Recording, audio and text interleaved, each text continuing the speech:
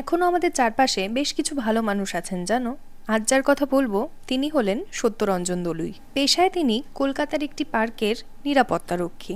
যিনি নিজের মাইনের টাকা থেকে এই পার্কের ভেতরে তৈরি করে ফেলেছেন একটা গোটা লাইব্রেরি, যেখানে বর্তমানে আছে 10,000-এরও বেশি বই। একটা লাইব্রেরি তো রাতারাতি গড়ে ওঠে না, তাহলে এই লাইব্রেরির সূত্রপাতটা হলো কিভাবে সেটা বলি শোনো। এই পার্কে আগে বহু মানুষ এসে আড্ডা জমাতেন।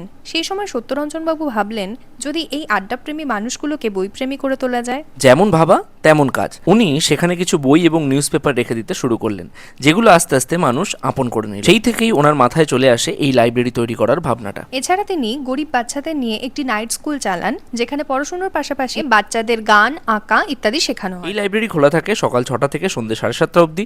তোমরা চাইলে একবার ঘুরে আসতে পারো, কথা দিচ্ছি ভালো লাগবে। আর নিজেদের কিছু বই চাইলে তোমরা এখানে ডোনেট করতে পারো। লোকেশন জগৎ মুখার্জি পার্কের ঠিক ভেতরে। সত্যরঞ্জন বাবুর এই প্রচেষ্টাকে আমরা কুর্নিশ জানাই।